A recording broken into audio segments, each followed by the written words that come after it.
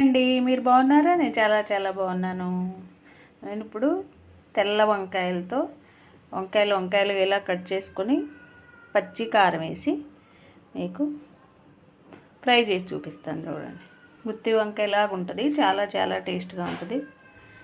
2 ఉల్లిపాయలు సన్నగా తరిగి పెట్టుకున్నాను. కొంచెం 10 పచ్చిమిర్చి, తెల్లగడ్డ, కొంచెం అల్లం ముక్క, జీలకర్ర, ధనియాలు, తెల్ల నువ్వులు వేసి మిక్సీ వేసి పెట్టుకోవాలి. మెత్తగా మిక్సీ వేసి చూపిస్తాను ఉండండి. కర్రీకి సరిపడా ఆయిల్ వేసి పోపు గింజలు వేసి బాగా వేగాక ఉల్లిపాయలు వేసి ఎర్రగా ఫ్రై చేశాను. చూడండి, ఇప్పుడు మనం ఈ వంకాయలు కట్ చేసి పెట్టుకున్నాం కదా, ఈ వంకాయలు కూడా వేసి, వంకాయలు నల్లబడతాయి కదా, ఈ వాటర్లో నుంచి తీసేయగానే కొంచెం సాల్ట్ వేయండి. అప్పుడు ఈ వంకాయలు నల్లబడకుండా బాగా మెత్తగా ఫ్రై అవుతాయి అన్నమాట. తర్వాత మళ్ళీ చూసుకొని కర్రీకి సరిపడా ఆయిల్ అప్పుడు వేసుకున్నాం. మళ్ళీ ఇప్పుడు కొంచెం అయితే వేసుకోవాలి. సాల్ట్ వేసుకుంటే వంకాయలు కరుడెక్కవన్నమాట, నల్లబడం. చూసారా, పచ్చికారం కూడా మిక్సీ తిప్పి రెడీ చేశాను. చూడండి, అలా పచ్చాగా తిప్పుకున్నాను. చూడండి, బాగా సాల్ట్ వేసి బాగా ఎర్రగా వచ్చే వరకు వేపండి వంకాయలు. వంకాయ బాగా మగ్గింది అనుకున్నప్పుడు అప్పుడు మనం మిక్సీ తిప్పి పెట్టుకున్న పచ్చికారం కొంచెం ఫస్ట్, తర్వాత మళ్ళీ చూసుకొని వేసుకోవచ్చు సాల్ట్. ఓకేనా? చూడండి, వంకాయలు ఎలా మెత్తగా అయిపోయింది. వంకాయలు ఇప్పుడు ఫ్రై చేసుకునేటప్పుడు ఏ ఫ్రైకైనా ఇలా మూత పెట్టుకోండి, తొందరగా మగ్గిపోతాయి మనకి. అదే చూసారా, బాగా ఫ్రై అయినాయి. చూడండి, మధ్యన. ఇప్పుడు మనం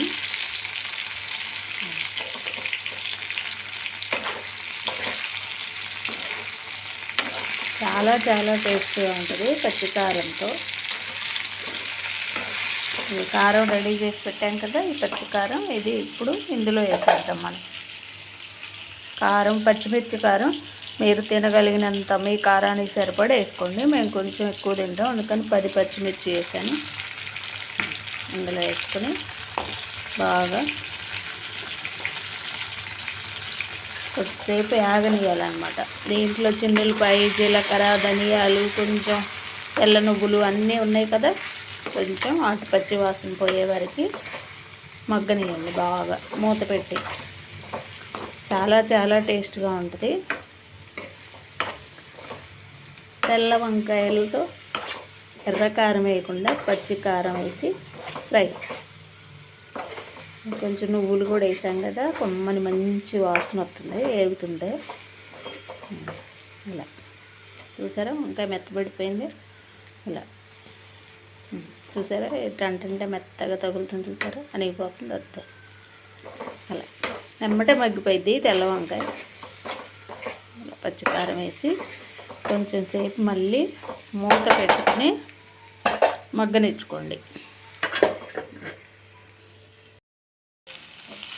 చూసారా, 5 మినిట్స్ ఫ్రై అయింది. ఇందాక మనం సాల్ట్ వంకాయలు సరిపడా కొంచెమే వేసుకున్నాం కదా, ఇప్పుడు సాల్ట్ కూడా వేసుకోండి. సాల్ట్ వేసాను చూడండి.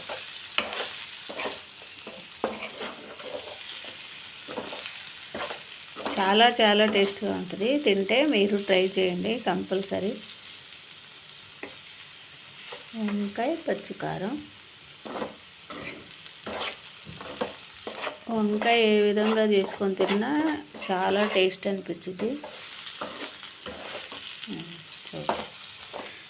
అన్నీ వేసి కొంచెంసేపు మగ్గనిచ్చి అప్పుడు కొత్తిమీర ఆకు చల్లుకొని వేడి వేడి రైస్లో తింటే టేస్ట్ ఒక లెవెల్లో ఉంటుంది.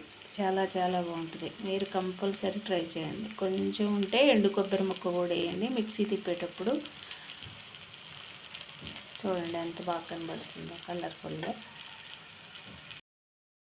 చూడండి, వంకాయలు బాగా ఫ్రై అయిపోయినాయి. పచ్చికారం కూడా బాగా వేగిపోయింది.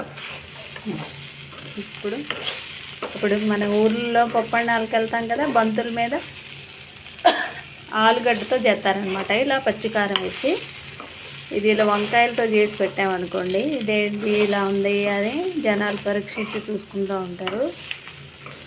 అప్పుడు తింటే కానీ తెలియదు వంకాయ, తెల్ల వంకాయతో పచ్చికారం అని. ఈ పచ్చికారానికి కొంచెం నువ్వులు, కొంచెం చిన్న ఎండు కొబ్బరి ముక్క, ధనియాలు, జీలకర్ర, ఇదే టేస్ట్ అనమాట. మంచి టేస్ట్ ఇచ్చిద్ది, కమ్మని సువాసన కూడా వచ్చింది తెల్ల నువ్వులు వేసాం కాబట్టి. చూడండి, ఇది వంకాయ చూపిస్తాను చూడండి.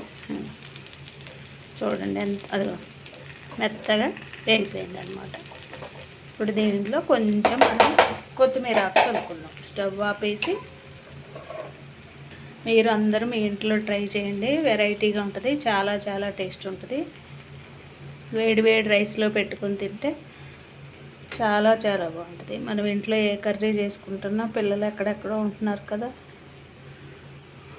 పిల్లలకి ఇష్టం, తినలేకపోయారు అలా అనుకొని మనసులో కొంచెం బాధ అనిపించింది కదా, నాకు అలాగ అనిపించింది.